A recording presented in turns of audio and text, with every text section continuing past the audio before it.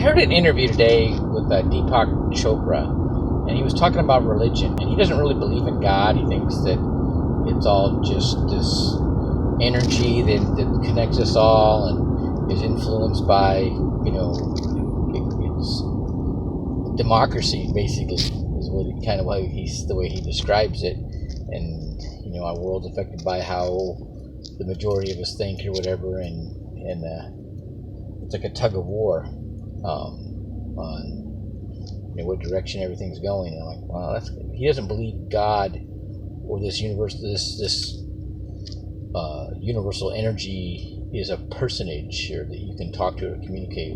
Then I know different.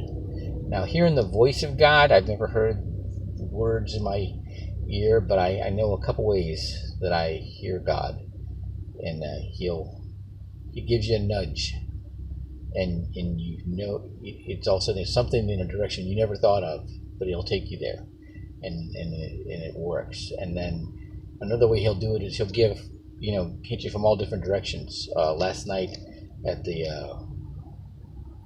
Recharge Wednesday, me and Matt Tager were talking about mastery and how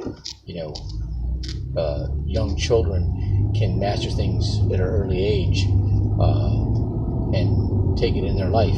And then you can be, when you start teaching those teachable, by the fruit of the tree, you may not have learned it at a very young age and mastered it that way, but you can teach it to the young teachable students, and we will see by the fruit on your tree how well those students are doing, how good a teacher you are. And then what happened? Man, I'm talking with these two guys. One of them is they're talking about spiritual warfare and got to do training. I used to hate training and mission planning, right? But I saw the benefit of it, when I was in the SEAL teams or in the box room. And that got me thinking, wow, I got my early training at 7 years old, hitting a heavy bag and doing push-ups every night before I went to bed. And then what's the pastor get up and talk about? Talks about this training and how, God puts you through training when he puts you through hard times and low points and really your training. I'm like, oh my goodness, I got training, a lot of training, 4.5 years of it, being a business partner with an atheist ex-cop attorney, and we would debate the Bible daily. And I've read it 9 times, and he'd always say, so where are the aliens? I'm like, that would be Exodus and Ezekiel. And then the next thing, the conversation would change to Mercedes-Benz automobiles and barbecue and buffet restaurants.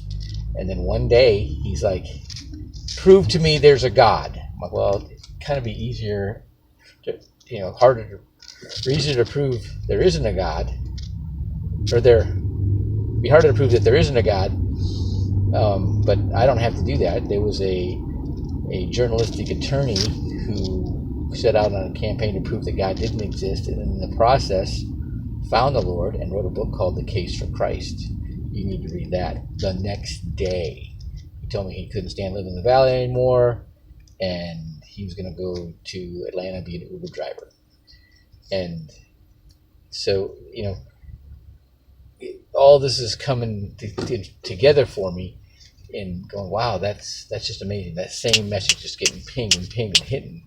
And that's one of the ways that God gets your attention or communicates with you.